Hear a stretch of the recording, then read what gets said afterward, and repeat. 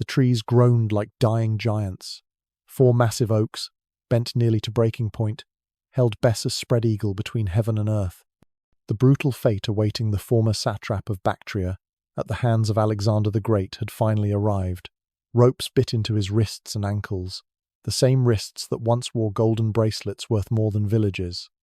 His mutilated face, missing nose and ear tips, dripped crimson onto Persian soil. Around him stood the greatest nobles of the Persian Empire, silent, watching. Some who'd called him Majesty just months ago now avoided his wild eyes. The trees creaked louder, the ropes stretched tighter. Every muscle in Bessus's body screamed against the inevitable. But Alexander wasn't even watching. The young Macedonian king stood with his back to the condemned man, speaking quietly with Persian nobles in their own language, discussing tax reforms, planning temple reconstructions, as if the man who'd murdered the last Persian emperor was nothing more than morning entertainment. The executioner approached with a bronze knife, ancient, ceremonial, the blade reserved for regicides since the time of Cyrus. Bessus tried to speak, to beg, to curse, to explain, but only blood bubbled from where his nose had been. The signal came, not from Alexander but from a Persian judge. The ropes holding the trees were cut. Time slowed. The oaks began their terrible return to nature's intended position. And Bessus, who'd commanded armies, who'd worn a crown, who'd thrust javelins into his own king, discovered exactly what Persian justice meant for traitors. But how did the mighty satrap of Bactria, master of 10,000 warriors and heir to ancient bloodlines, end up mutilated and bound between bent trees? And why would Alexander, rumour, foreign conqueror of Persia, execute him using ancient Persian law? The path from golden palaces to groaning trees began with another betrayal entirely. The golden chains weighed 40 pounds, and they clinked with every desperate breath Darius took. Inside the covered wagon, the last Achaemenid emperor of Persia sat trapped not by iron bars but by the twisted symbolism of his own regalia. Golden shackles for golden times now ended. The cartwheels creaked across the desolate plains of Media, each rotation carrying the King of Kings further from his crumbling empire. Bessus rode alongside, his face a mask of concern that fooled no one. As satrap of Bactria and kinsman to Darius, he commanded the rear guard, the only significant force left after the disaster at Gaugamela. Tall, broad-shouldered, with the distinctive features of the Eastern nobility, Bessus embodied everything a Persian general should be, except loyalty. The golden chains had been his idea. "For your protection, Majesty," he'd said when they bound Darius 3 days ago. "Alexander's cavalry could strike at any moment. The chains ensure you remain with us, your faithful protectors." The other conspirators, Nabarzanes, the Grand Vizier, Barsaentes of Arachosia, had nodded along. All kinsmen, all sworn to die for their emperor, all liars. Inside the wagon, Darius understood. A king doesn't survive 20 years on the throne without reading men's hearts. The chains weren't protection but prison. The covered wagon wasn't shelter but a cage. His cousins weren't guardians but captors. Every clink of gold against gold reminded him how his own symbols of power had become instruments of humiliation. But Bessus had calculated every detail of this betrayal for months. After Gaugamela, when Alexander's tactical genius shattered the Persian army, Bessus saw opportunity in disaster. The empire needed strong leadership, decisive action, a warrior king, not a diplomat who'd lost 3 major battles. During those desperate retreats, he'd whispered in the right ears, made the right promises, positioned himself as the only logical successor. The convoy stopped for water. Through gaps in the wagon's covering, Darius watched his protectors refresh themselves. Bessus stood tallest among them, already carrying himself like a king. The Bactrian cavalry, fierce horsemen from the empire's eastern reaches, obeyed him absolutely. They'd follow him anywhere, do anything, even regicide. Night fell. Inside the wagon, golden chains caught moonlight through cloth tiers. Darius shifted, trying to find a position that didn't send shooting pains through his shoulders. The chains were decorative, ceremonial, never meant to bind, only to adorn. Now they cut into royal flesh with every movement. The irony wasn't lost on him. An empire built on gold, dying in gold. Bessus visited after midnight. He entered alone, bringing water and figs, playing the loyal cousin still. "Your Majesty should eat," he said softly.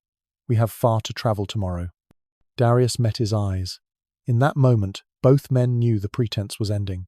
"Where?" the emperor asked. One word carrying the weight of prophecy. "Bactria," Bessus replied. "My satrapy, where you'll be safe." Safe. The word hung between them like a blade. "In Bactria," Bessus commanded absolutely. No other nobles to interfere. No witnesses to whatever came next. Darius saw his death in his cousin's eyes as clearly as if it were written in the stars.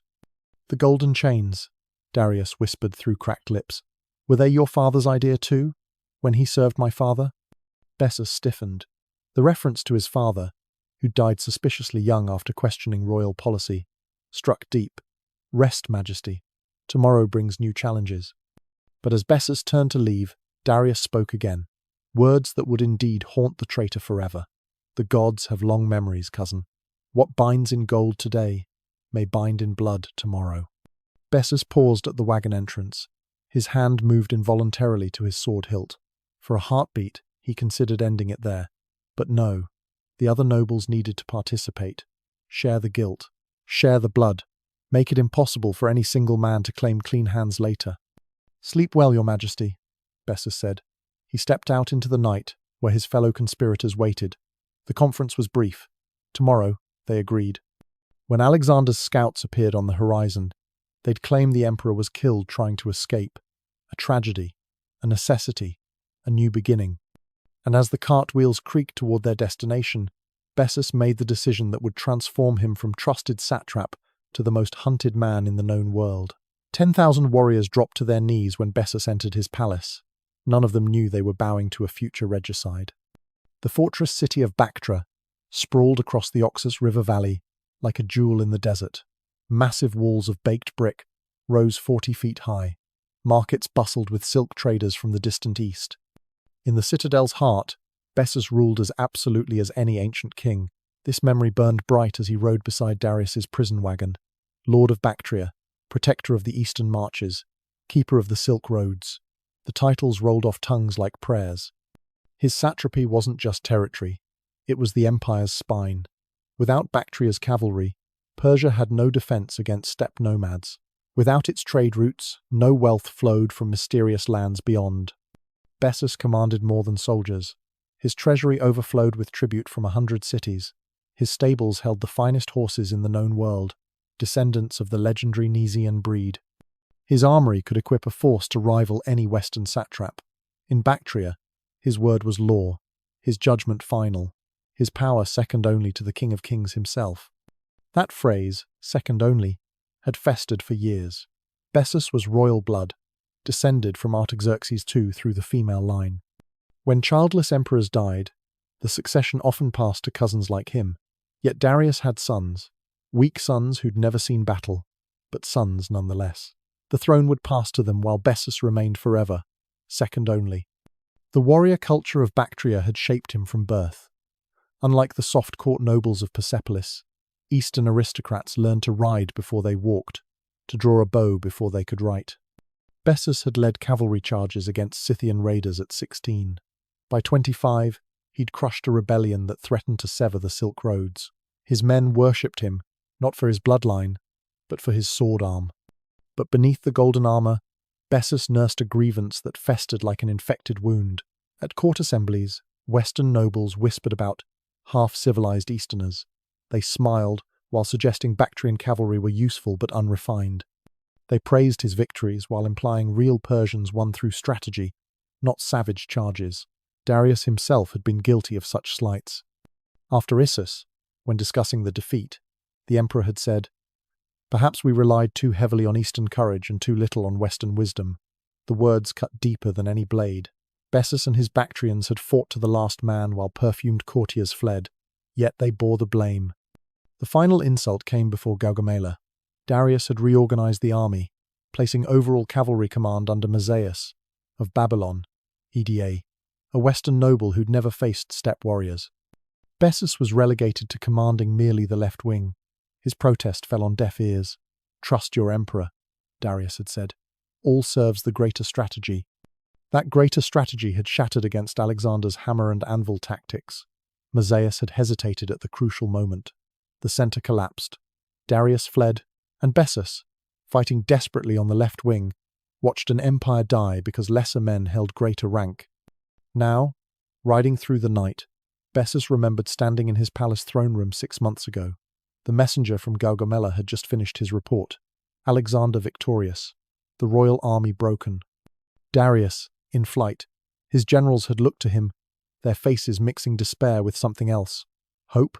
Expectation? My lord, his second-in-command had ventured carefully. The empire needs strength. Perhaps the gods have chosen new instruments for their will. Bessus had understood. They all understood. A defeated emperor who'd lost the capitals, the treasury, the loyalty of half his satraps. Intentional. What claim did such a man have to divine favor? In the harsh arithmetic of Eastern politics, failure meant replacement. Natural law, as inevitable as winter following summer. The messenger who arrived that night brought news that would shatter the empire. Alexander wasn't pursuing immediately. The young Macedonian had turned south toward Babylon and Susa, securing the rich heartland.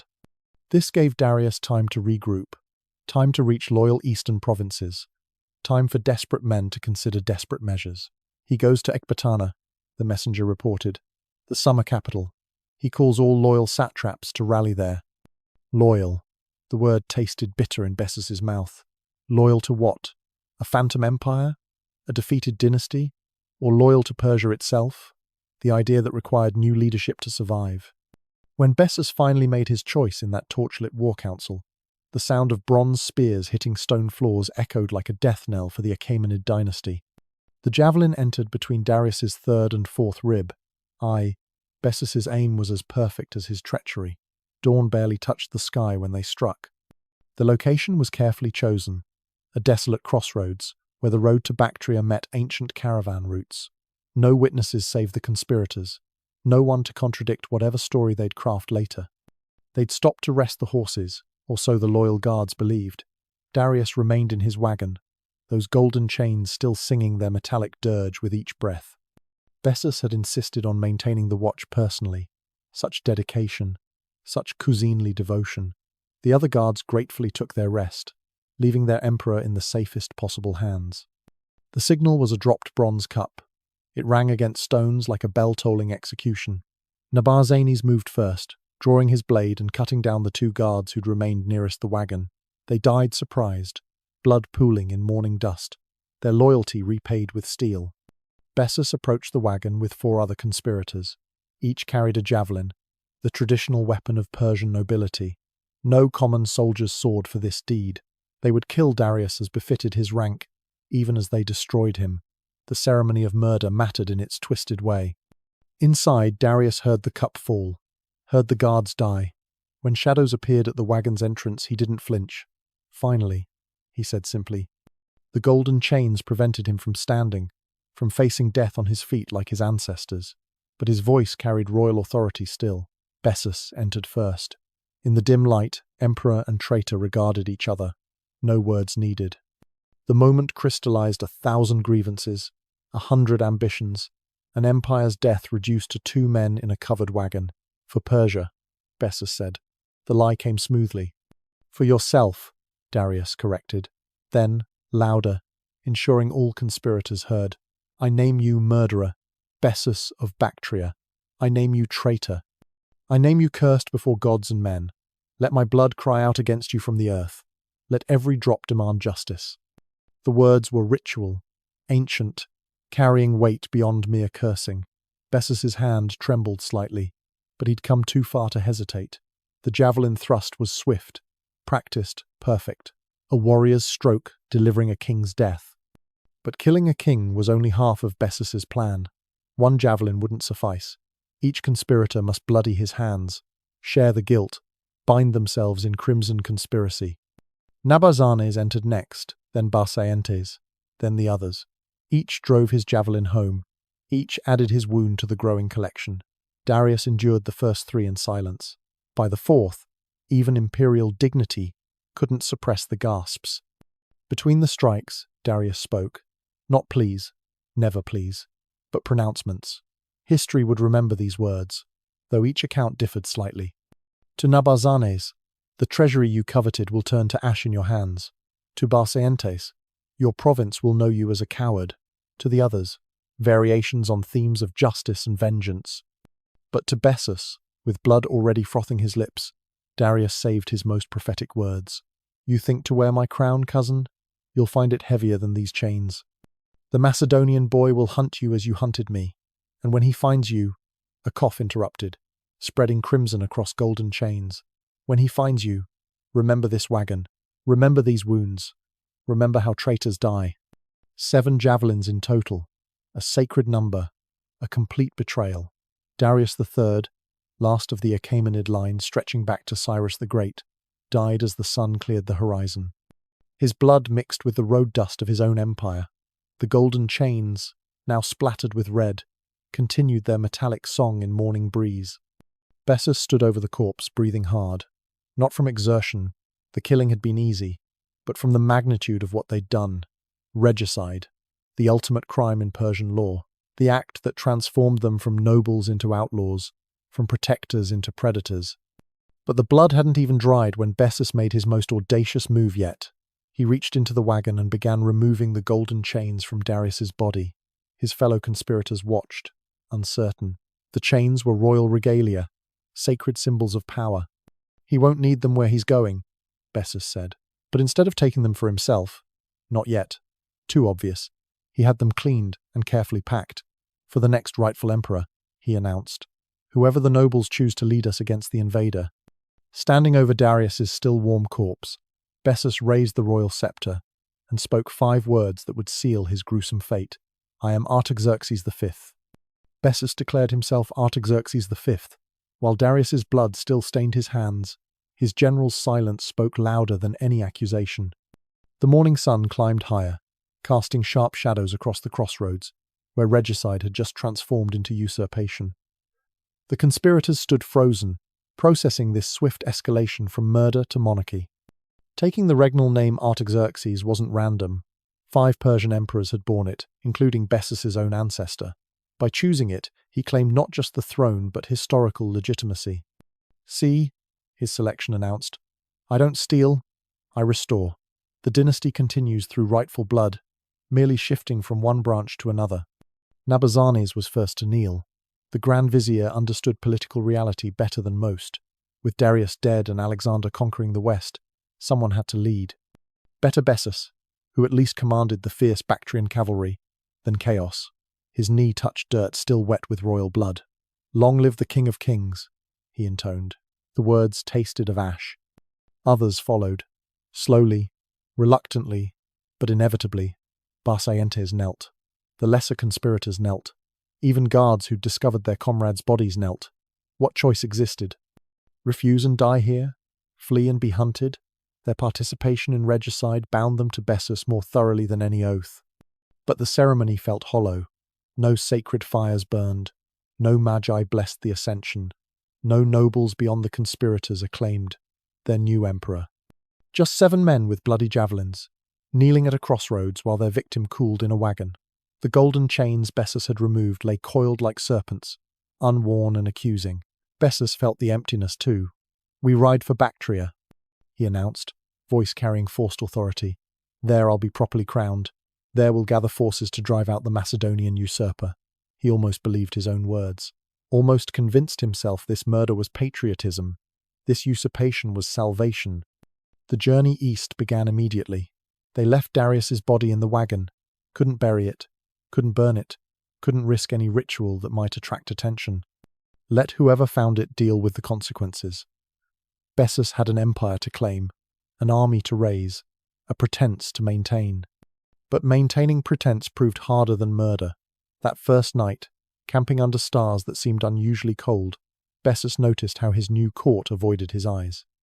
They called him Majesty, but whispered among themselves when they thought he couldn't hear. They obeyed, but with the mechanical movements of men fulfilling obligations, not loyalty. The Bactrian cavalry, his own men, showed more enthusiasm. They'd follow their satrap anywhere, call him anything. If he wanted to be Artaxerxes V, so be it. Eastern warriors cared little for Persepolis protocols. Strength mattered, victory mattered. Bessus had both, or so they believed. But 500 miles away, Alexander received news that transformed his campaign into something personal. The young king was in Babylon, accepting surrender from Matthias, Rapias, the same commander who'd failed at Gaugamela. Persian nobles were switching sides rapidly, recognizing the inevitable. Alexander was already adopting Persian customs, wearing Persian dress, being called Shah by his new subjects. When the messenger arrived, Alexander was holding court in the ancient throne room of Hammurabi. Persians and Macedonians mingled uneasily, testing the boundaries of their new alliance. The messenger, a Greek mercenary who'd served Darius, was brought forward immediately. "The great king is dead," he announced. The hall fell silent. Alexander rose from the throne, not quickly, but with the controlled motion of a predator sensing opportunity. How? One word. Clipped. Dangerous. The messenger related everything. The golden chains, the wagon, the 7 javelins, the abandonment of the body. And finally, worst of all, Bessus of Bactria has proclaimed himself Artaxerxes V. He claims the throne and calls all loyal Persians to resist your tyranny. The Macedonians' reaction terrified even his closest generals. Alexander didn't rage, didn't shout. Instead, he went perfectly still. Those who knew him recognized this as far more dangerous than any tantrum. When he finally spoke, his voice carried the soft intensity of an oath before gods. "Bring me the body." Within hours, cavalry units were dispatched. Alexander's orders were specific. Find Darius. Bring him back with full honors. Treat the corpse as if it still lived and reigned. Any man who showed disrespect would answer personally to the king. They found the wagon 3 days later. Flies buzzed around dried blood. The golden chains lay discarded in road dust. But Alexander's men followed orders precisely. They cleaned the body, wrapped it in purple cloth, Macedonian purple, the conqueror's own cloak, transported it with an honor guard worthy of any emperor. When Alexander covered Darius's body with his own purple cloak, every Persian noble present understood. The real hunt was about to begin. Alexander's vow echoed through the tent. "I will chase Bessus to the edge of the world, and beyond if necessary." The words fell into silence, heavy as mountain stone. Around him, the greatest generals of Macedon and Persia stood witness to a transformation. Their young king, barely 25, was becoming something else, something older, something inevitable. The funeral preparations for Darius had been magnificent. Alexander spared no expense, no ritual, no honor. The body was embalmed in honey and precious oils, a golden sarcophagus commissioned. Magi performed rites stretching back to Cyrus. Persian nobles wept. Whether from genuine grief or political calculation remained unclear, but the message blazed bright. Alexander respected Persian tradition. Alexander honored rightful emperors. Alexander was civilization. Bessus was chaos. He murdered his own cousin, Alexander continued, voice carrying across the funeral pavilion. His own king. The man he swore sacred oaths to protect, each word chosen carefully, aimed at Persian hearts. Such betrayal cannot stand, will not stand. I make this vow before gods Greek and Persian alike. Bessus will answer for this crime. Hephaestion, Alexander's closest companion, recognized the calculated brilliance. By pursuing Bessus, not as a rival king but as a criminal, Alexander transformed himself from foreign conqueror into lawful avenger. Persian nobles who might resist a Macedonian invader could support a righteous hunter of regicides. The moral mathematics shifted entirely. But Bessus had a 20-day head start, and the loyalty of the fierce Bactrian cavalry. The eastern satrapies remained untouched by war, their treasuries full, their fortresses strong. The Oxus River created a natural barrier wider than the Hellespont. The Hindu Kush mountains rose like walls built by titans. Every mile eastward led into territories more hostile, less mapped, more dangerous.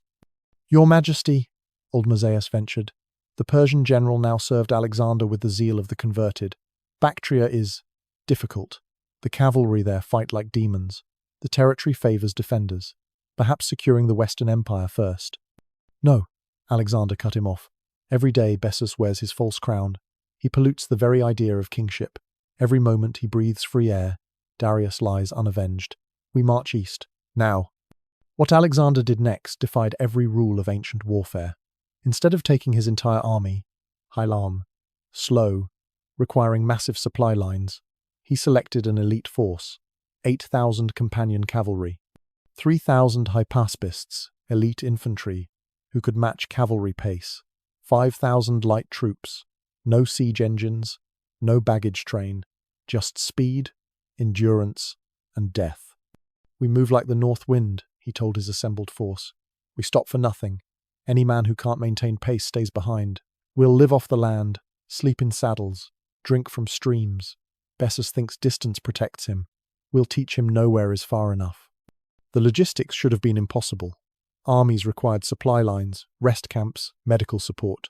But Alexander had studied steppe nomads, learned their methods.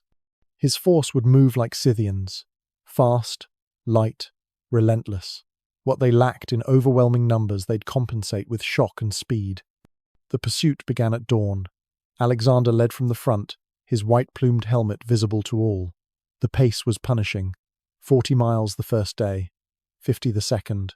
Men ate while riding, slept in shifts, changed horses from captured herds without stopping. The Macedonian war machine transformed into something new, a hunting pack rather than a conquest army.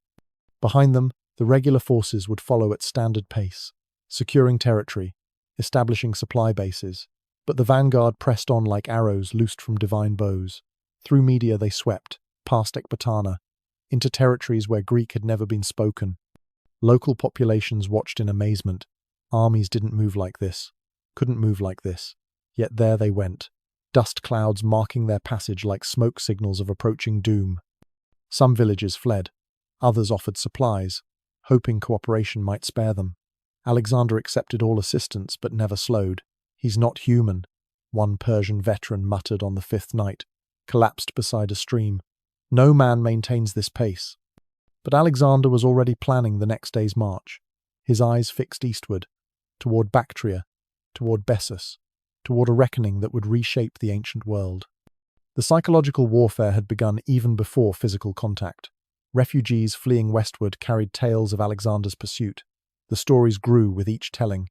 He commanded demons. He never slept. He could smell traitors from 100 miles away. By the time these tales reached Bessus, Alexander had become mythic, nemesis incarnate, approaching with the inevitability of sunrise. As his exhausted men collapsed at the banks of the Oxus River, Alexander looked at the burned boats and smiled. Bessus had just made his first, fatal, mistake. The Oxus River stretched 2 miles wide, and Bessus had burned every boat, but Alexander's men began tearing apart their own tents. The great river rolled before them, brown and massive as a liquid mountain range. On the far bank, smoke still rose from the boat pyres. Bessus's message was clear. This far, no further. "Let the waters be your grave, Macedonian." Alexander stood at the water's edge, studying the current. His engineers calculated grimly. 2 miles wide, fast-flowing, too deep to ford. No trees suitable for rafts within 50 miles. Bessus had thought of that too, burning them in a wide radius. A perfect natural barrier, defending Bactria. Any normal commander would stop here, wait for reinforcements, proper equipment, time. "Your Majesty," Craterus suggested carefully, "we could send scouts north and south. There might be narrower crossings. Or we wait for the supply train. They carry bridge-building materials." "How long?" Alexander asked. 3 weeks, perhaps 4. "And in 4 weeks, where is Bessus?" The question needed no answer. 4 weeks meant Bessus could fortify every pass into Bactria, gather more troops, maybe even convince other eastern satraps to join his rebellion. Time was the enemy as much as any river. "The tents," Alexander said suddenly. "How many do we have?" His officers exchanged glances. "Perhaps 2,000, Majesty. But tear them down. All of them. Stuff the leather with straw, dried grass, anything that floats. Seal the seams with pine resin. We're making rafts." The audacity stunned even veterans of a dozen impossible victories. Make rafts from tents? Cross 2 miles of rapid current on improvised floats? It was madness. It was brilliant. It was Alexander. Work began immediately. Soldiers who'd conquered cities now became craftsmen of desperation. Tent leather was thick, well oiled against weather. When stuffed with buoyant material and sealed, it could indeed float. Barely, precariously, but possibly. The construction took 2 days. Alexander worked alongside his men, hands bloody from stitching leather, tunic stained with pine resin. When soldiers saw their king labouring like a common engineer, Complaints died unspoken. If Alexander could tear apart his own royal tent, the most elaborate in the army, who were they to grumble? On the third night, Bessus's scouts brought news that made him vomit. The impossible was happening. Alexander was building something. Shapes on the far bank. Activity day and night. The burned boats hadn't stopped him, hadn't even slowed him significantly. "It's not possible," Bessus said, wiping bile from his lips. "The Oxus can't be crossed without proper vessels. My ancestors held this river against armies 10 times that size." But his generals looked worried. They'd heard stories from the west. Alexander turning siege towers into bridges. Alexander using Arabian camels to cross impassable deserts. Alexander doing the impossible with such regularity it had become expected. "Double the river patrols," Bessus ordered. "When they try to cross, if they're fool enough to try, we'll slaughter them in the water. Sitting targets. Fish in a barrel." But the river crossing was just the beginning of Alexander's relentless advance. On the morning of the 5th day, the first rafts launched. Crude things, tent leather, stretched over wooden frames, sealed with resin and hope, each carried 5 men. They leaked, they spun in the current, they seemed destined to fail, but they floated. Alexander led the first wave personally. Of course he did. Standing on a raft that looked ready to dissolve, armor glinting in dawn light, he raised his spear toward the far shore. "For Darius!" he shouted. "For justice!" The cry echoed across the waters, carried by thousands of throats. The crossing was nightmarish. Rafts capsized. Men drowned. Pulled down by armor they refused to abandon. The current scattered the makeshift fleet across miles of riverbank. Bessus's patrols fired arrows, threw javelins, tried to ram the fragile crafts. Water turned red in places. But they kept coming, wave after wave. As fast as rafts returned, those that survived, new groups launched, all day, all night, into the next day. The Oxus, which had never been crossed by an invading army, was being conquered by tent leather and determination. By the 4th day, half of Alexander's force had crossed, enough to establish a defensive beachhead, enough to drive off Bessus's river patrols, enough to begin pulling the rest across more safely. The impossible had become merely difficult. The difficult had become inevitable. When Bessus learned Alexander had crossed the uncrossable river in just 5 days, he made the desperate decision that would deliver him into his enemy's hands. Spitamenes smiled as he poured Bessus's wine. Neither man knew that within hours, one would be in chains. The war council had assembled in Bessus's field headquarters, a silk pavilion that travelled with the self-proclaimed Artaxerxes V. Outside, the Bactrian army made camp, 30,000 strong but nervous. Alexander had crossed the Oxus. The impossible had happened. Again. Spitamenes commanded the Sogdian cavalry, horsemen from lands even further east than Bactria. A noble of ancient lineage, he'd answered Bessus's call to arms out of regional loyalty. Eastern satrapies standing together against Western invaders. But loyalty, Spitamenes had learned, was a commodity subject to market forces. The Macedonian drives his men like demons, Dataferns reported. Another Eastern noble, ruler of the Dahe tribes. My scouts say they barely rest. They're covering ground that should take weeks in mere days. Bessus drained his cup, his third since the council began. The wine was strong, Bactrian vintage, but it couldn't wash away the taste of growing panic. Let him come. In the valleys approaching Maracanda, we'll trap him. Terrain favours us. Our cavalry knows every path, every ambush point. Your Majesty, Spitamenes said smoothly, refilling the royal cup. Perhaps we should consider alternatives. The tent fell silent. Bessus's eyes narrowed. Alternatives? You claimed the throne to save Persia from the invader. A noble goal. But if your presence brings destruction to Bactria and Sogdiana, our homelands, perhaps the noble path requires flexibility. The wine tasted strange, but Bessus was too focused on battle plans to notice. A slight bitterness under the sweetness. His tongue felt thick. You dare suggest surrender? Never surrender. Spitamenes moved closer, voice dropping. But perhaps negotiation. From a position of strength, while we still have armies intact. Other nobles shifted uncomfortably. They'd discussed this among themselves, whispered in corners while Bessus planned grand strategies. The mathematics were simple. Alexander had never lost. Bessus had never truly won. Continuing this war meant their provinces would burn. I am Artaxerxes V, Bessus declared, standing unsteadily. The wine? No, just fatigue. Stress. The rightful emperor. I don't negotiate with foreign invaders. We fight. We win. Or we die with honor. Of course, Majesty, Spitamenes agreed. Your courage inspires us all. Perhaps you should rest before tomorrow's march. You seem tired. Bessus did feel tired. Strangely so. His limbs felt heavy, vision slightly blurred. When had simple wine become so potent? Yes, rest. Tomorrow, we march to victory. He stumbled toward his private chamber. Spitamenes steadied him, the perfect loyal general. Guard his majesty's sleep. Spitamenes ordered the sentries. Let none disturb him until dawn. But those weren't regular sentries. Spitamenes had replaced them hours ago with his own men who'd already received very specific orders. Men who understood that sometimes preserving provinces required sacrificing kings. When the tent flaps opened, Bessus expected to see his guards. Instead, 20 Sogdian soldiers entered, weapons drawn. The drug in the wine, not lethal, just paralytic, had taken full effect. Bessus tried to reach for his sword, but his arms wouldn't obey. Tried to shout, but managed only a whisper. You swore loyalty, he managed. Spitamenes entered behind his soldiers. No smile now, just cold pragmatism. I swore to protect Sogdiana. Alexander offers terms, generous terms.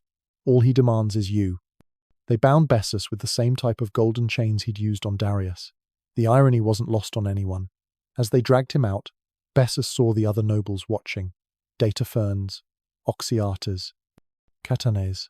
All had known, all had agreed. The traitor betrayed by traitors. You think Alexander will spare you? Bessus snarled, finding his voice as the drug wore off. You think he'll honor agreements with regicides? We didn't kill Darius, Spitamenes replied simply. You did. We're just loyal subjects delivering a criminal to justice. The words cut deeper than any blade. With that simple statement, Spitamenes separated himself from the regicide, made Bessus alone bear the guilt. The other conspirators, Nabarzanes, Barcientes, were dead or fled. Only Bessus remained to answer for that dawn at the crossroads. They loaded him onto a cart, not covered like Darius's. They wanted him visible, a gift wrapped in chains for the approaching conqueror. The Bactrian army, leaderless and confused, began to dissolve. Some fled east, others simply went home. A few joined Spitamenes, accepting the new reality. As Macedonian soldiers dragged him away, Bessus heard Spitamenes speak the words that mirrored his own betrayal of Darius perfectly. Persia needs strong leadership. Alexander provides it. You were just an obstacle to peace. The knife was bronze, ancient, and ceremonial. Alexander had specifically requested the traditional blade for regicide punishment. The young conqueror stood in the center of a vast courtyard in Bactra, the very city where Bessus had once ruled absolutely. Around him gathered the greatest nobles of the eastern satrapies, men who'd bent the knee rather than share Bessus's fate. Bessus knelt in chains at the courtyard's heart. The golden bindings had been replaced with iron. Gold was for kings, iron for criminals. His royal pretensions stripped away, he appeared as what Alexander had proclaimed him, a common murderer awaiting judgment. But this was theatre as much as justice. Every detail had been orchestrated to send a message. Alexander wore Persian royal robes, the dress of a rightful Shah. He spoke in perfect Persian, learned from childhood tutors and perfected during his conquest. Most importantly, he'd assembled a court of Persian judges to pronounce sentence. Bessus of Bactria, the chief judge intoned, reading from an ancient law codex. You stand accused of regicide, of raising profane hands against the sacred person of the King of Kings, of spilling royal blood upon common ground. How do you answer? Bessus raised his head. Even now, beaten and chained, some nobility remained in his bearing. I acted to save Persia from defeat. I acted as my ancestors would have acted. You acted as a traitor and murderer, Alexander interrupted. In Persian, in the formal dialect of the court, you broke sacred oaths. You violated divine law. You killed your cousin and king. The Persian nobles watched this performance with growing understanding. Alexander wasn't imposing Macedonian justice on a Persian criminal. He was administering Persian law as a Persian emperor would. The distinction mattered enormously. The law is clear, the chief judge continued. For the crime of regicide, the punishment is thus. First, the criminal shall be marked as God-cursed. The nose shall be cut to prevent the breath of life from flowing cleanly. The ears shall be cut to prevent divine wisdom from entering. Thus marked, he shall be executed in the manner the rightful king determines. But the mutilation was just the beginning of Alexander's message. The bronze knife was produced, not a common blade, but one from the royal treasury, used for this specific punishment since the Achaemenid dynasty began. Alexander took it personally. Another calculated choice. The rightful king administering justice with his own hands. The cutting was precise, medical, not torture but ritual. The nose tips first, enough to disfigure, not enough to cause death. Then the ear tips. Blood flowed but not excessively. This wasn't about cruelty but about marking, making Bessus visibly cursed, unfit for human company, branded as regicide for whatever brief time remained. Through it all, Bessus remained silent, perhaps from pride, perhaps from shock, perhaps because he finally understood how thoroughly he'd been outmaneuvered. He'd thought himself Alexander's rival for the Persian throne. Instead, he'd become a prop in Alexander's performance of Persian kingship. Now, Alexander announced, still in that perfect court Persian, we must determine the method of execution. Persian law offers options: crucifixion, stoning, burning. Or, he paused, letting anticipation build. The traditional punishment reserved for the worst traitors, the method used for those who betray not just kings but the very order of the world. What happened next would be debated by historians for 2,000 years.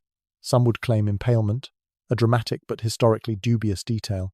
Others would write of elaborate tortures. But the Persian nobles present knew the truth. They'd seen the preparations, the trees being selected and bent, the ropes being prepared. The ancient method that turned nature itself into an instrument of justice. He shall be torn apart, Alexander pronounced, as he tore apart the unity of the empire, as he tore apart the sacred bonds of loyalty. Let the trees that grow in Persian soil reclaim the traitor who polluted it. The reaction was immediate and profound.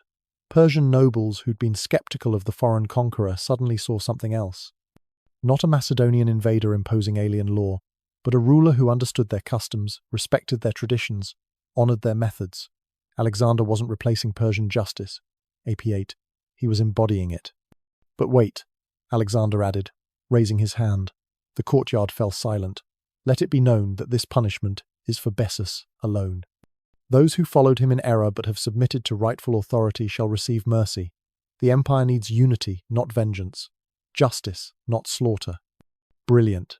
In one stroke, he condemned the regicide while pardoning the accessories, made himself merciful while executing justice, proved himself Persian while remaining Macedonian. As blood dripped from where his nose had been, Bessus was dragged toward a grove where ancient trees had been bent into terrible instruments of execution. Later historians would claim Bessus was impaled alive, but the truth was somehow even more disturbing. The legend grew from misunderstanding, mistranslation, and the human need to simplify complex horrors into comprehensible narratives. Impalement was dramatic, visual, easy to imagine. The reality required understanding Persian law, cultural symbolism, and the psychological warfare Alexander waged through every action. Arrian, writing centuries later, mentioned vague Persian punishments. Curtius Rufus added embellishments. By the time medieval chroniclers retold the story, Bessus was dying on stakes, suffering elaborate tortures, enduring punishments that would make Dante blush. Each retelling added details, subtracted nuance, transformed a calculated political execution into sadistic revenge. But Plutarch recorded something far more psychologically devastating: the trees, the specific method reserved for those who violated Ma'at, divine order itself. Not simple death, but symbolic destruction. The traitor who split the empire would be split himself. The man who broke sacred bonds would be broken by them. 4 trees had been selected. Young oaks, flexible enough to bend nearly horizontal without breaking. Each tree was tied down with massive ropes, their crowns almost touching the ground. The tension in the wood was palpable, nature straining against restraint, demanding return to its proper form. This method wasn't chosen randomly. In Zoroastrian theology, trees were sacred. They represented the connection between earth and sky, mortality and divinity. To be killed by trees wasn't just execution, it was cosmic judgment, the very forces of nature rejecting the criminal's existence. But the method Alexander chose sent a message that echoed across the empire. He could have used Macedonian methods, one mire, simple beheading or spearing, could have used common Persian methods, stoning or burning. Instead, he chose the rarest, most symbolically loaded execution possible. Only someone who truly understood Persian culture would even know this option existed. You see, he explained to his Macedonian generals who questioned the elaborate preparation, death isn't the point, message is the point. Any fool can kill an enemy. It takes wisdom to kill them in a way that transforms them into a lesson. The psychological impact on Persian nobles was immediate and profound. This wasn't some foreign barbarian crudely imitating their customs. This was someone who'd studied their laws, understood their symbols, respected their traditions even while wielding them as weapons. More frightening than any conqueror who destroyed, here was one who absorbed. Bessus himself seemed to finally understand as they positioned him, each limb tied to a different tree. The ropes were specific too, not common hemp, but silk cords, the kind used in religious ceremonies. Every detail mattered, every element carried meaning. "You studied well, boy," Bessus managed through his mutilated face, his first words since the trial. "But you're still foreign, still Macedonian. This performance won't make you Persian." Alexander knelt beside him, close enough that only Bessus could hear. "I don't need to become Persian," he whispered. "I need to become something new, something that transcends both our peoples. Your death births that new world." The genius lay in the ambiguity. By using ancient Persian law, Alexander legitimized himself to Persian nobles. By executing a regicide, he positioned himself as defender of royal dignity, even Darius's dignity. By choosing this specific method, he demonstrated cultural fluency no mere conqueror could possess. But myths replaced truth because myths were simpler. Alexander impaled Bessus, fit on a single line. The complex reality of calculated cultural appropriation, of psychological warfare through judicial theatre, of forging a Greco-Persian synthesis through carefully chosen violence, required more explanation than most cared to give. The execution method he chose would echo through Persian memory for generations, not because it was cruel, Persian history had seen worse, but because it was correct. Every detail aligned with ancient precedent. Every gesture resonated with cultural meaning. The foreign king had become more Persian than Persians, yet remained fundamentally other. "This is your insight," Alexander told his assembled court. "I am what the empire requires. Greek to Greeks, Persian to Persians, Egyptian to Egyptians. Not because I pretend, but because I understand." Bessus thought the throne made the king. He learned too late. The king makes the throne. The ropes holding the trees grew taut. The wood groaned with increasing tension. Nature demanded restoration. Physics required resolution. And Bessus, who'd torn an empire apart with his betrayal, was about to discover what forces he'd truly unleashed. As the trees strained against their bonds and Bessus screamed his last, Alexander had already turned away. The regicide would die, but the Macedonians' transformation into the King of Kings was complete. Alexander spoke in perfect Persian as he ordered the execution. Every noble present realized they weren't watching a foreign conqueror, but their new king dispensing ancient law. The words came from the Avesta, the holy texts. The gestures followed court protocol established by Cyrus. Even his stance, weight shifted to the right foot, left hand resting on sword pommel, matched carved reliefs of ancient emperors pronouncing judgment. "Let justice be done," Alexander commanded, not in Greek, not through translators, but in the high Persian dialect reserved for royal pronouncements, as it was in the days of Cyrus, as it shall be in days to come. The law is eternal. The law is just. Around him, Persian nobles exchanged glances of dawning comprehension. They'd expected a Macedonian execution, 20 sef, swift, simple, foreign. Instead, they witnessed something far more unsettling. Their conqueror hadn't just learned their language. He'd absorbed their entire legal framework, wielded it more expertly than many born to it. But Alexander's greatest trick was yet to come. As guards moved to cut the ropes holding the trees, he raised his hand. "Wait." The single word carried absolute authority. Who here served Darius faithfully until his death? Several nobles stepped forward hesitantly. These men had fought against Alexander. Some had killed Macedonians. Yet here they stood, awaiting judgment from their former enemy. "You served with honor," Alexander declared. "Loyalty to rightful authority is no crime. You who remained faithful while others turned traitor. You exemplify Persian virtue. Step forward, Oxus. Oxus, brother of the murdered Darius, approached warily. He'd been captured after Gaugamela, treated well but uncertainly. Now, Alexander did something unprecedented. He removed his own purple cloak, Macedonian purple, conqueror's purple, and placed it around Oxus's shoulders. "You shall serve in my companion cavalry," Alexander announced. "Brother of a king deserves honor, not chains. Let all see.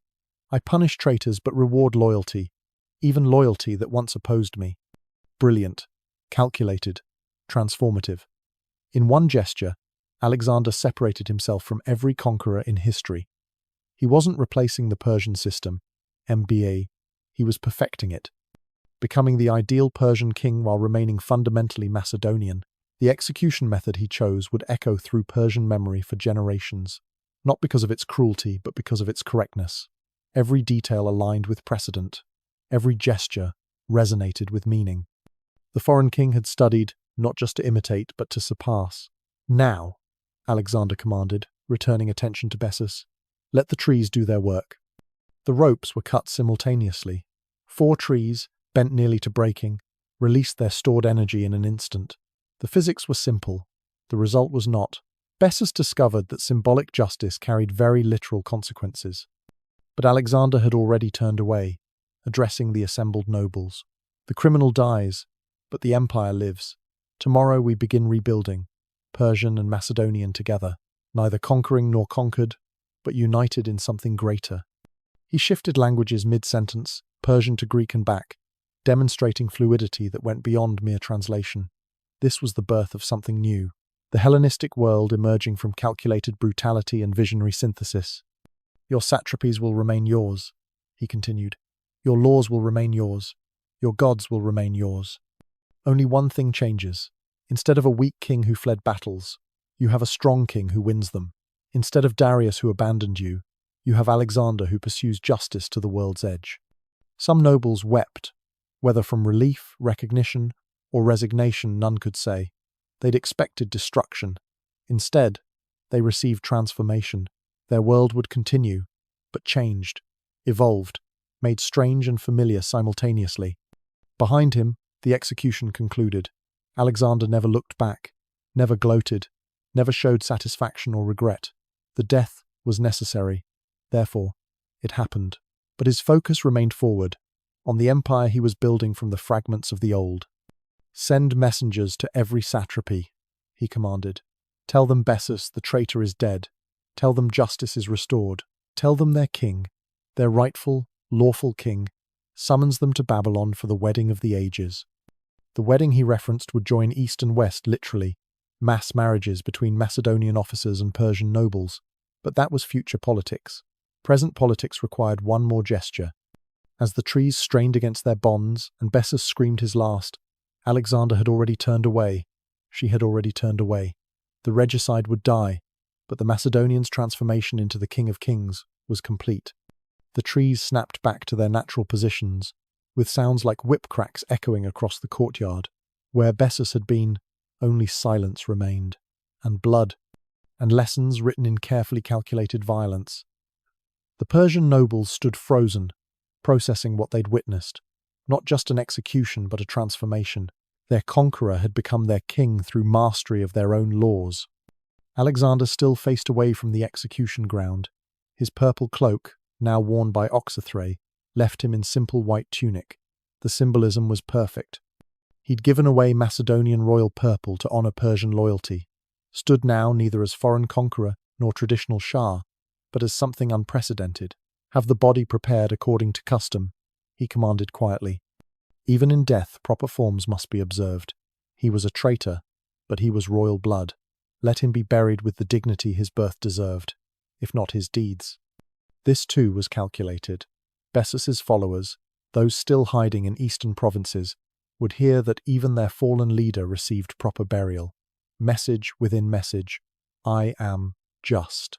I am merciful, but I am inevitable. The transformation was complete.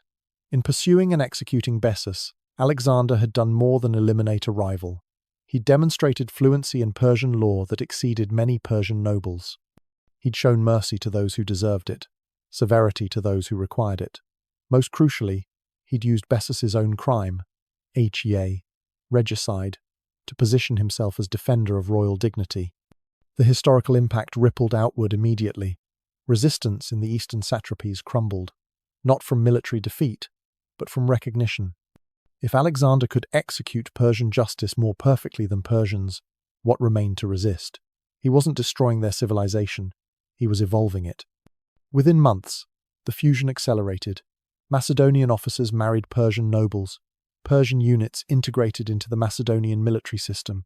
Laws blended, languages merged. From the calculated brutality of one execution emerged the Hellenistic world that would reshape human civilization. But myths replaced truth because myths were simpler to grasp. The impalement story served our need for moral clarity. Tortures. Evil tyrant tortures defeated enemy. The complex reality of a genius manipulator who used cultural fluency as a weapon more devastating than any spear required uncomfortable recognition. Alexander didn't succeed through superior force alone. He succeeded by becoming what he conquered, while remaining what he was. Modern historians debate endlessly. Was Alexander sincere in his Persian transformation, or was every gesture calculated manipulation? The answer, perhaps, is both. The boy who slept with Homer's Iliad under his pillow genuinely loved adopting new cultures. The student of Aristotle understood that love could be weaponized into control. Bessus's execution marked the moment Alexander transcended mere conquest. Previous victors had replaced one system with another. Alexander did something unprecedented. He synthesized. Greek philosophy met Persian administration. Macedonian military innovation fused with Eastern cavalry traditions. From this violent birth emerged a cultural hybrid that would influence everything from Roman law to Islamic scholarship. The trees that tore Bessus apart were replanted. Within a generation, they grew tall again in that Bactrian courtyard. Travelers would point to them, telling stories that grew more elaborate with each telling. The truth, already strange enough, transformed into legend. The legend simplified into myth. The myth became history. But the real lesson of Bessus's fate wasn't about the price of betrayal. It was about the power of cultural synthesis. Alexander conquered not by destroying but by absorbing. Not by replacing but by transforming.